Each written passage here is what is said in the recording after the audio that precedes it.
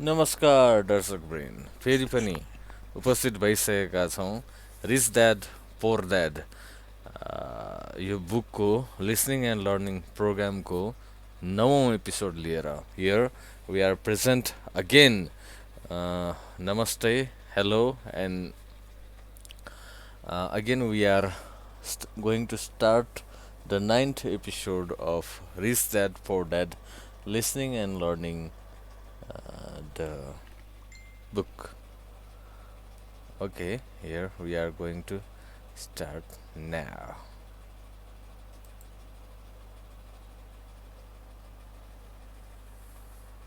One. When it comes to houses, I point out that most people work all their lives paying for a home they never own. In other words, most people buy a new house every so many years, each time incurring a new 30-year loan to pay off the previous one. 2.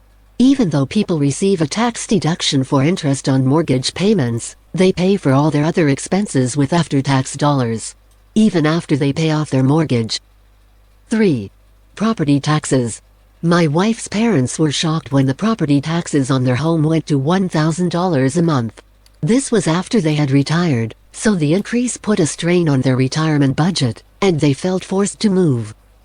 4. Houses do not always go up in value. In 1997, I still have friends who owe $1 million for a home that will today sell for only $700,000. 5. The greatest losses of all are those from missed opportunities. If all your money is tied up in your house, you may be forced to work harder because your money continues blowing out of the expense column, instead of adding to the asset column, the classic middle-class cash flow pattern. If a young couple would put more money into their asset column early on, their later years would get easier, especially as they prepare to send their children to college. Their assets would have grown and would be available to help cover expenses.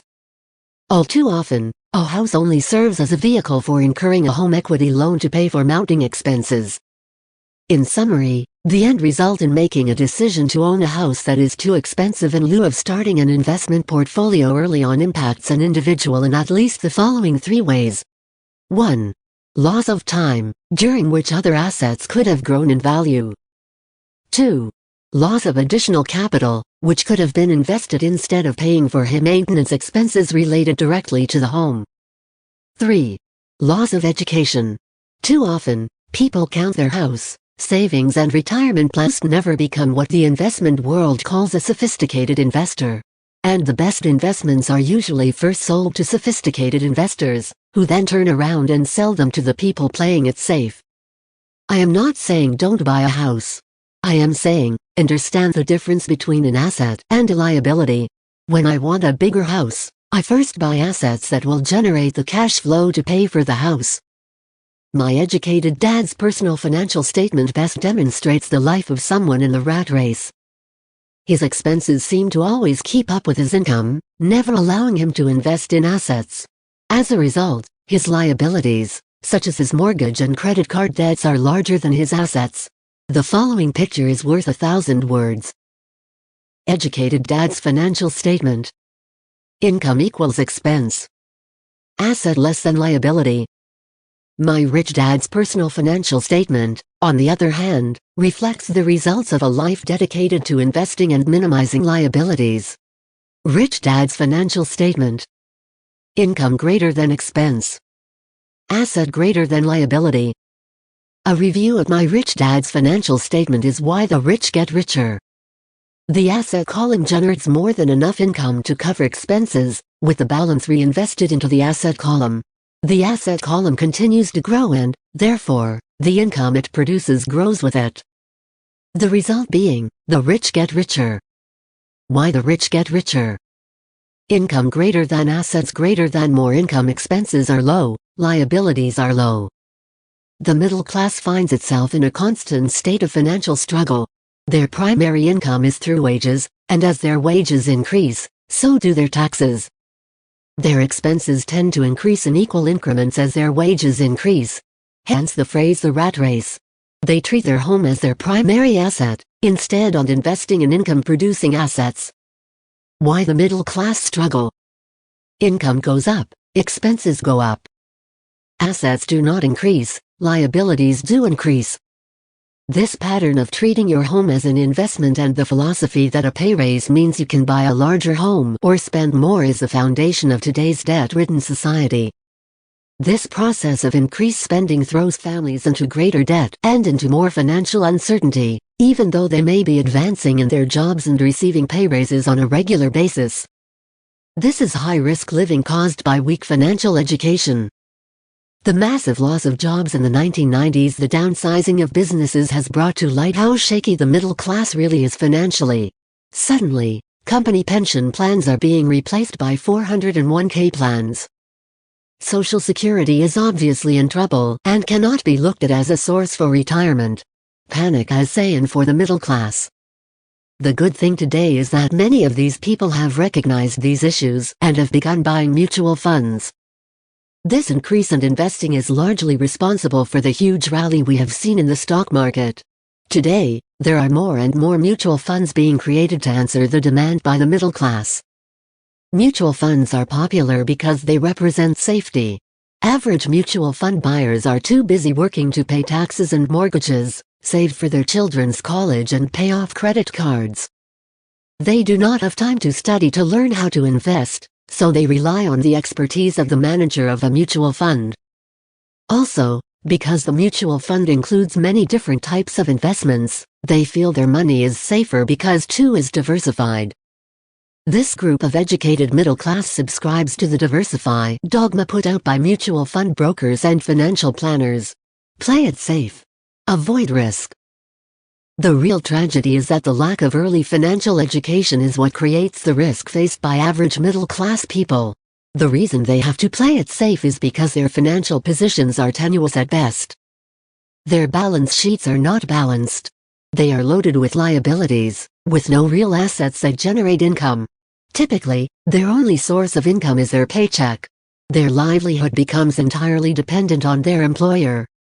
So when genuine deals of a lifetime come along, those same people cannot take advantage of the opportunity. They must play it safe, simply because they are working so hard, are taxed to the max, and are loaded with debt. As I said at the start of this section, the most important rule is to know the difference between an asset and a liability. Once you understand the difference, concentrate your efforts on only buying income-generating assets. That's the best way to get started on a path to becoming rich. Keep doing that, and your asset column will grow. Focus on keeping liabilities and expenses down. This will make more money available to continue pouring into the asset column. Soon, the asset base will be so deep that you can afford to look at more speculative investments. Investments that may have returns of 100% to infinity. Investments that for $5,000 are soon turned into $1 million or more. Investments that the middle class calls too risky. The investment is not risky. It's the lack of simple financial intelligence, beginning with financial literacy, that causes the individual to be too risky. If you do what the masses do, you get the following picture. Income equals work for owner, expense equals work for government, asset equals none, liability equals work for bank. As an employee who is also a homeowner, your working efforts are generally as follows. 1. You work for someone else. Most people, working for a paycheck, are making the owner, or the shareholders, richer. Your efforts and success will help provide for the owner's success and retirement. 2. You work for the government. The government takes its share from your paycheck before you even see it. By working harder, you simply increase the amount of taxes taken by the government. Most people work from January to May just for the government. 3. You work for the bank. After taxes, your next largest expense is usually your mortgage and credit card debt. The problem with simply working harder is that each of these three levels takes a greater share of your increased efforts. You need to learn how to have your increased efforts benefit you and your family directly. Once you have decided to concentrate on minding your own business, how do you set your goals? For most people, they must keep their profession and rely on their wages to fund their acquisition of assets. As their assets grow, how do they measure the extent of their success? When does someone realize that they are rich, that they have wealth? As well as having my own definitions for assets and liabilities, I also have my own definition for wealth. Actually, I borrowed it from a man named Buckminster Fuller. Some call him a quack, and others call him a living genius. Years ago he got all the architects buzzing because he applied for a patent in 1961 for something called a geodesic dome. But in the application, Fuller also said something about wealth. It was pretty confusing at first, but after reading it for a while, it began to make some sense. Wealth is a person's ability to survive so many number of days forward, or if I stopped working today, how long could I survive? Unlike net worth, the difference between your assets and liabilities, which is often filled with a person's expensive junk and opinions of what things are worth, this definition creates the possibility for developing a truly accurate measurement. I could now measure and really know where I was in terms of my goal to become financially independent. Although net worth often includes these non-cash producing assets, like stuff you bought that now sits in your garage, wealth measures how much money your money is making and, therefore, your financial survivability. Wealth is the measure of the cash flow from the asset column compared with the expense column. Let's use an example. Let's say I have cash flow from my asset column of Sj000 a month. And I have monthly expenses of $52,000. What is my wealth? Let's go back to Buckminster Fuller's definition. Using his definition, how many days forward can I survive? And let's assume a 30-day month. By that definition, I have enough cash flow for half a month. When I have achieved $2,000 a month cash flow from my assets, then I will be wealthy. So I am not yet rich, but I am wealthy. I now have income generated from assets each month that fully cover my monthly expenses. If I want to increase my expenses, I first must increase my cash flow from assets to maintain this level of wealth. Take notice that it is at this point that I no longer am dependent on my wages. I have focused on and been successful in building an asset column that has made me financially independent. If I quit my job today, I would be able to cover my monthly expenses with the cash flow from my assets. My next goal would be to have the excess cash flow from my assets reinvested into the asset column. The more money that goes into my asset column, the more my asset column grows.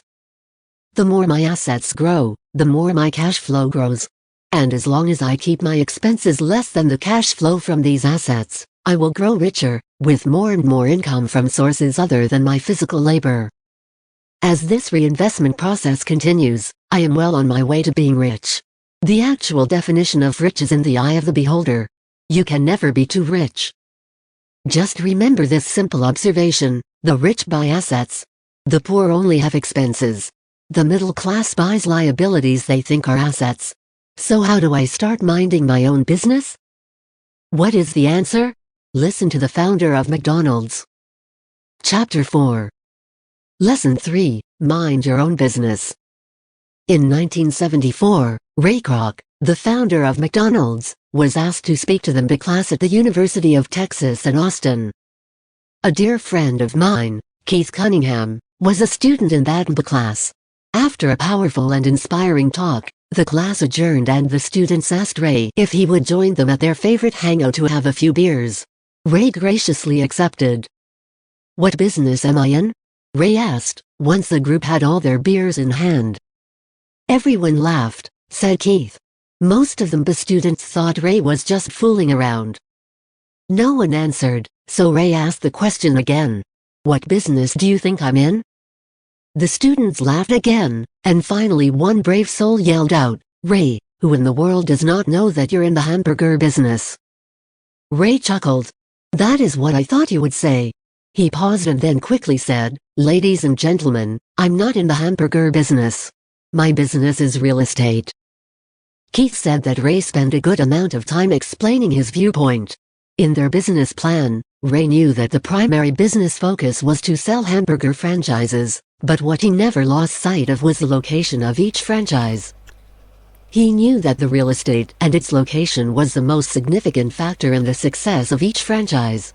Basically, the person that bought the franchise was also paying for, buying, the land under the franchise for Ray Kroc's organization. McDonald's today is the largest single owner of real estate in the world, owning even more than the Catholic Church. Today, McDonald's owns some of the most valuable intersections and street corners in America, as well as in other parts of the world. Keith said it was one of the most important lessons in his life. Today, Keith owns car washes, but his business is the real estate under those car washes. The previous chapter ended with the diagrams illustrating that most people work for everyone else but themselves. They work first for the owners of the company, then for the government through taxes, and finally for the bank that owns their mortgage. As a young boy, we did not have a McDonald's nearby. Yet, my rich dad was responsible for teaching Mike and me the same lesson that Ray Kroc taught about at the University of Texas. It is secret no. 3 of the rich. The secret is, mind your own business. Financial struggle is often directly the result of people working all their life for someone else. Many people will have nothing at the end of their working days. Again, a picture is worth 1,000 words. Here is a diagram of the income statement and episode 9 समाप्त भइसकेको छ। धन्यवाद छ सम्पूर्ण मित्रहरूलाई, हेर्नुभएका मित्रहरूलाई धन्यवाद ज्ञापन गर्दै अब रेगुलर लाइभमा हामी आउँदैछौँ। लेट भए पनि हामी रेगुलर रूपमा अटुट रूपमा आइरहेका छौँ। Here now we had finished Rich Dad Poor Dad reading and listening this 9th day of episode 9, and now we are coming to regular live program about Nepal stock market. Thank you. Goodbye. We'll come soon.